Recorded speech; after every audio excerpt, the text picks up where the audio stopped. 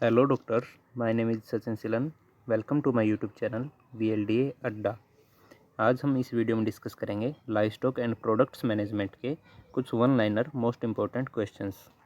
तो चलिए बिना कोई देरी किए शुरू करते हैं।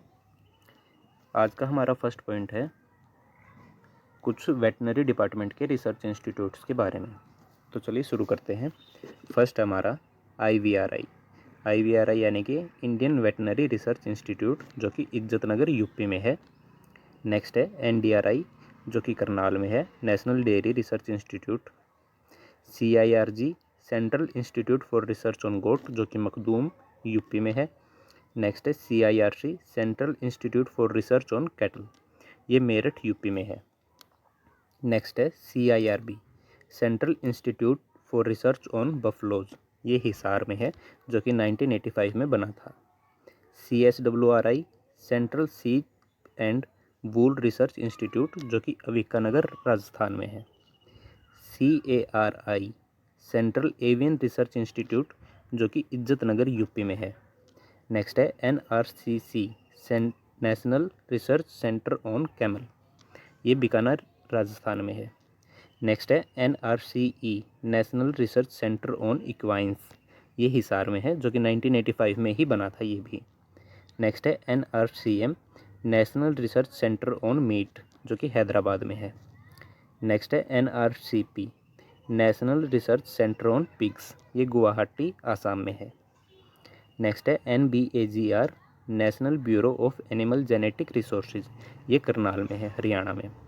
नेक्स्ट है NDDB, national dairy development board, ये भी 1985 में बना था। नेक्स्ट है DPR, directorate of poultry research, जो कि हैदराबाद में है। अब कुछ रैंडम वन लाइनर पॉइंट्स हैं।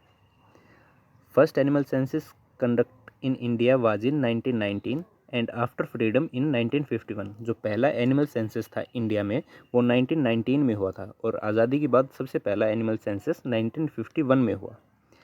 नेक्स्ट है first and last pet animal was dog and horse. जो पहला पेट एनिमल बनाया गया था इंसान के द्वारा वो डॉग था, और लास्ट पेट एनिमल हॉर्स को बनाया गया है। First ruminant pet animal was goat. जो पहला रूमिनेंट पालतू जानवर था इंसान के द्वारा जो पाला गया वो गोट था। नेक्स्ट है first pet bird was pigeon. जो पहला पालतू पक्षी था वो पिजन था, कबूतर। नेक्स्ट है gestation period of domestic animal. ये कुछ डोमेस्टिक एनिमल्स का जेस्टेशन पीरियड दिया गया है, जैसे कि पोल्ट्री में 21 डेज़ का होता है। पोल्ट्री में इसकी जेस्टेशन पीरियड की जगह पे इंक्यूबेशन पीरियड बोला जाता है। नेक्स्ट है पिग्स में 3 months plus 3 weeks plus minus 3 days का होता है जेस्टेशन पीरियड। शिप्स में ये 5 मंथ प्लस माइनस 5 डेज़ का रहता है। गोट में यही रहता है सीप के जैसे ही, 5 मंथ्स प्लस माइनस 5 डेज़ का। कैटल में ये period 9 months plus minus 9 days का रहता है। अच्छा, कैटल में अगर काफ जो है वो मेल है तो ये 290 दिन का रहेगा, और अगर काफ जो है वो फीमेल है तो 275 दिन का रहेगा। बफलो में ये 10 मंथ्स प्लस माइनस 10 डेज़ का रहता है। हॉर्स में 11 मंथ्स प्लस माइनस 11 डेज़ का। कैमल में 13 मंथ्स प्लस माइनस 13 डेज़ का रहता है जेस्टेशन पीरियड। अब हम शुरू करते हैं कुछ random facts. Best method of casting is reuf method. जो रीयूफ मेथड है वो कास्टिंग का सबसे बेस्ट मेथड है, खासकर रूमिनेंट्स में। हॉर्सेज में होबल मेथड का यूज़ किया जाता है कास्ट करने के लिए, और जो एनिमल है कास्टिंग के टाइम पे वो लेफ़्ट साइड में ही कास्ट किया जाता है। नेक्स्ट है नोज रिंग जो है एनिमल में वो 8 से 12 महीने की एज में पहनाई जाती है। नेक्स्ट है disbudding is done at 3 to 10 days calf. Chemicals जो यूज़ होते हैं डिसबडिंग में वो होते हैं पोटेशियम हाइड्रोक्साइड और सोडियम हाइड्रोक्साइड।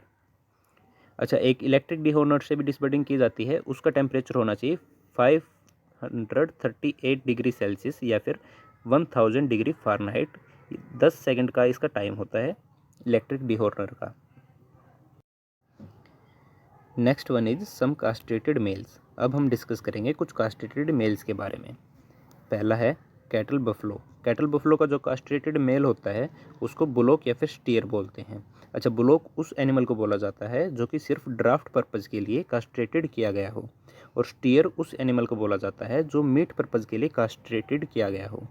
इनकी कास्ट्रेशन की एज होती है 8 से 10 वीक्स।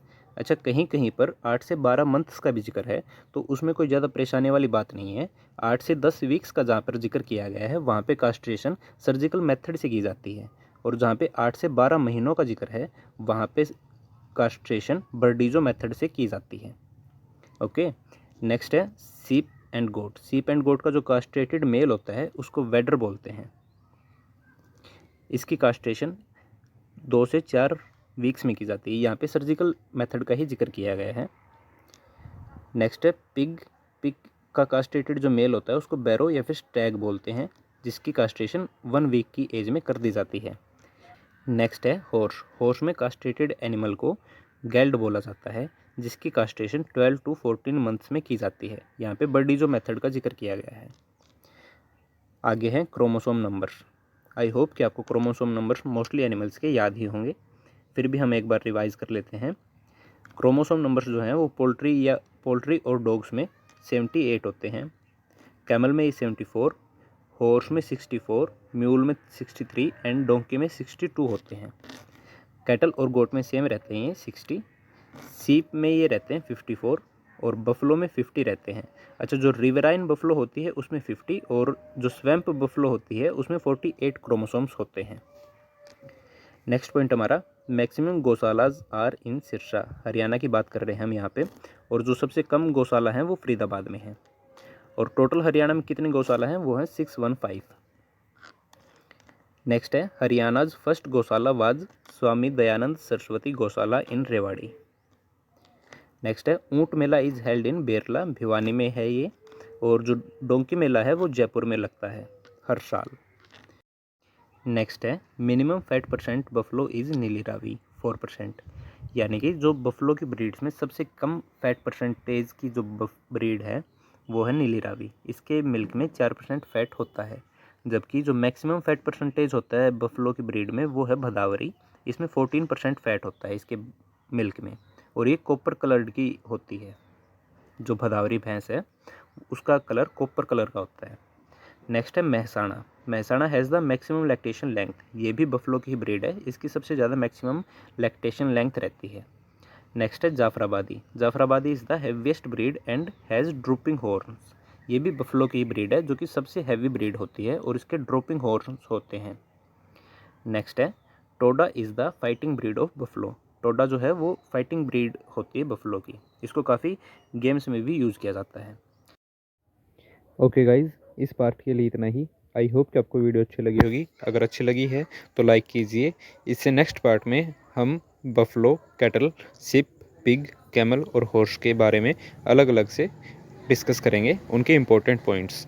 तो मेक श्योर कि आप चैनल को सब्सक्राइब रखें। Thank you.